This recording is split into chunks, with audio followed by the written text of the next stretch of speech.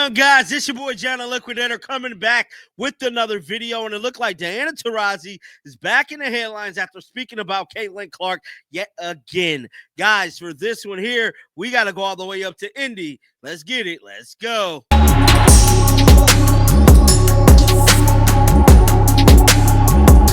Like Diana Taurasi is definitely showing some love to Caitlin Clark yet again, dog. This is the second time this week she has spoken about the young superstar, and I'm telling you now, this time it's about her signature shoe.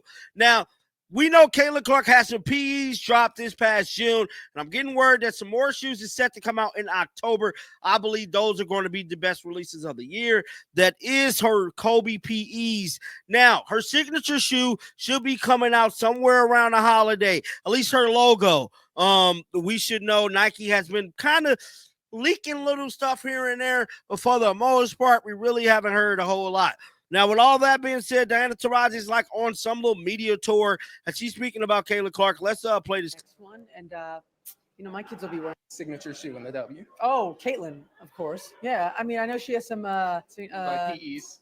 Yeah, PEs, little colorways, but you can do that on Nike ID. I mean, the next Caitlin shoe should be the next one, and my kids will be wearing signature shoe in the W. So she pretty much said her kids is going to be rocking Caitlin's shoes. Caitlin is going to be having the hottest shoe in the league, and I just think that's just the coolest thing ever, man. It's crazy how the universe transcends things and everything come to a head, and now Diana Taurasi is probably one of the biggest supporters of Caitlin Clark after, we know what she did, dog. She was really just being an asshole to her before she got there. And yeah, man. So moving on to another story, Aaliyah Boston and Candace Parker speaks about this whole green machine situation. Let's listen. Yes, Cam, welcome back. Yeah, welcome back to the league. Aaliyah, she has something waiting for you. Speaking of something that didn't wait, it's an awkward transition, but let's talk about what went down in Atlanta. Or went up. I don't know. Should we say down or up or to the side? Technically, it went down. No, but it was there. It was neon green, so nobody missed it. It was neon green. I cannot believe that. I cannot believe that. Can you just say what you can't believe? Tell me. What can't you believe? I just can't believe that. Why would you throw that on the court? Throw what? What are you talking about? Throw what? The toy. The what toy? What the toy? toy that was green. The what toy? I don't understand. Yeah, let me call Sydney. Let me just call Sydney. She knows. Yo, they wild in Atlanta. And I know, listen, Aaliyah's great. She's not going to say it, but they literally threw a sex toy on the court during the Dream Valkyries game. And the commentary was like, someone threw a green thing on the court.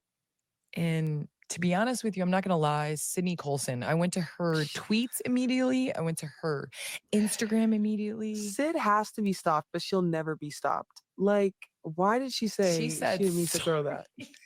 Sorry, I did not mean to throw that so far, y'all. Yo, Sydney shows up. And as a teammate of Sydney's, you have to understand she is right on time, because part of being a comedian is being the joke for sure, but being right on time is actually. So that was Candace Parker and Aaliyah Boston speaking about the green machine, man. That's what I dubbed it here on the channel. But guys, I want to know your thoughts about Diana Taurasi right now. Just like I said, there's really ain't a whole lot of news going on today. I'm not gonna just put out a bunch of videos just to put out a bunch of videos with no substance, man. I just can't do it, and I can't talk to you guys for like 8 long minutes when there's really nothing to talk about. But with all that being said, I will be playing some Diana Taurasi. I'll grab some stuff out the good old library. Until next time, man, shake the haters off. I'm out of here. Peace out.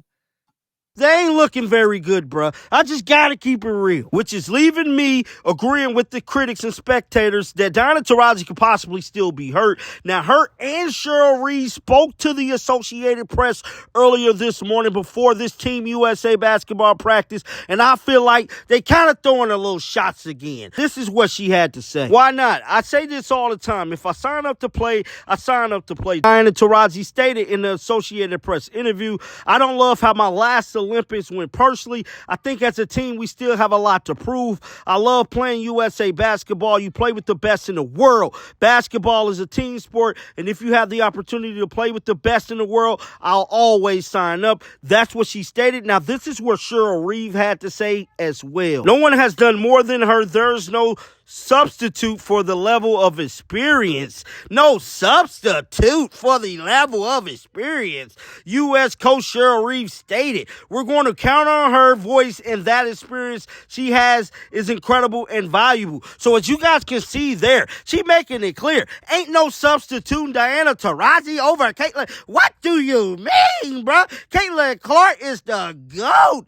Bruh, these ladies hate Caitlin Clark. Now, moving on to another story, Rebecca Lobo went on Get Up this morning and let it be known, Caitlin Clark is the next Michael Jordan. Let's roll the footage. We bring in greatness herself. Rebecca Lobo, good enough to get up with us this morning. So, Rebecca, I'm trying to run through the history that Caitlin set last night. Let's go little picture and then we'll go big picture. What did you see from her last night specifically? Last night, I saw Caitlin Clark looking very comfortable and confident with the basketball in her hands. Specifically, in the fourth quarter, there was a play where she came down and she had a wraparound behind the back pass that led to an assist. It was the third or fourth behind the back pass that she completed in that game. She looked like she was playing the pace that she wanted to play. She makes these assists and these passes look easy. A wraparound bounce pass to the right, a wraparound bounce pass to the left, a pass over the top. This stuff isn't easy. She's getting so much defensive attention. She's still getting blitzed on ball screens, but her timing is perfect. She knows how to find teammates when they're open. And I'll tell you what, Greeny, she could have easily had 20 plus assists last night. There were probably 3 or 4 passes that she delivered to teammates in the restricted area that they weren't able to finish. It was just a remarkable passing performance from her. All right. And again, you add in the points. And so we reach the All-Star break. As I mentioned, we've got the All-Star break now this weekend, and then the league will pause for the Olympics. So it's a good time to step back now and go macro, go bigger picture. How have you seen her game grow in these 2 months that she has been a pro? I think last night was a perfect example of where we've seen her growth. The game has just slowed down. We saw early in this season with the amount of defensive attention she was getting, in particular on ball screens where she was getting blitzed. Sometimes she was sped up, wasn't able to find the perfect player to get the ball to. She has grown in that area. Her teammates have really grown, her coaching staff as well, and enabling her to play to those strengths, to understand the defensive attention that she's getting. She's not settling for nearly as many of the logo bombs as we became accustomed to in college. She's looking to attack the basket more. If her three isn't on early, she's a little bit more judicious with where she uses it. Like last night, she was only 2 of 9 from 3, but she was still able to score. She drove to the basket. She assisted to her teammates. Her adjustment has been remarkable and relatively quick. And I know that while I was on vacation for the last few weeks, there was a lot of conversation and debate about the Rookie of the Year award. Well, let me put the numbers up on here. I mean, as far as our friends at ESPN Bet are concerned, this isn't even a question. Going into last night's game, she was minus 1,000 to win Rookie of the Year. As of this morning, she is minus 2,000 to win Rookie of the Year. For those who are not familiar with this sort of parlance, she is an overwhelming favorite to win Rookie of the Year. Angel Reese in the next spot moved from plus 500 to plus 600. So how do you see that, Rebecca, as far as the Rookie of the Year race is concerned going into this All-Star break? Going into the All-Star break, I certainly see Caitlin Clark as the favorite. You talked about her accounting for more than 60 of her team's points last night. She has scored or assisted on more points than any other player this season. She has scored or assisted on a higher percentage of her team's points than any other player in the league. Not any other rookie in the league, any other player in the league. And considering that she's doing this by getting more defensive attention than any player in the league, and Greeny, Indiana has played the toughest strength of schedule to date. So right now, because of what she's doing on the offensive end of the floor, certainly my vote would go to Caitlin Clark. And then one last thing for you here, because as I mentioned, this is a unique season for the league. They compressed their schedule. They're playing all their games. Now they get this break. I mean, Caitlin Clark, and you and I have talked about this, and so have so many of the other WNBA analysts that I've had on. She's really had no break, right? She played her entire college season, went basically right into the start of the WNBA season. Their games have been unprecedentedly compressed because they have this break in the middle of the year. So while I know there are a lot of people who are disappointed that a month off for her at this point might actually do for what will remain of her season when they come back. I think it's going to be an incredible time for her to just relax and rest a bit. And I'm not just talking about physically, but mentally as well. She can get away from all of the noise. You know, most teams are getting 10 days to 2 weeks off before they reconvene and start training with one another again. But as you mentioned, she has been going nonstop. And again, for her, it's not just but what it's been physically, but all of the noise that's been surrounding this young woman. So finally, she can take a break. I think it'll be great for her. And then when the Indiana Fever reconvene, most of their players are not playing internationally in the Olympics, and they'll have a real chance to work on some things and get better, in particular on the defensive end for the second half of the season. That was Rebecca Lobo setting records straight about Caitlin Clark, the Rookie of the Year debate, and this long break. And I promise you guys, I'm going to continue to bring you exclusive content on Caitlin Clark throughout the duration of this break. Make sure you guys keep your bells on so you stay updated with all the news surrounding Caitlin during this Olympic break. But definitely get down in the comment section. Let me know your thoughts about this. Keep them bells on because you know I'm going to bring you the news. And until next time, dog, shake the haters off. I'm out of here. Peace out. Shake the haters off.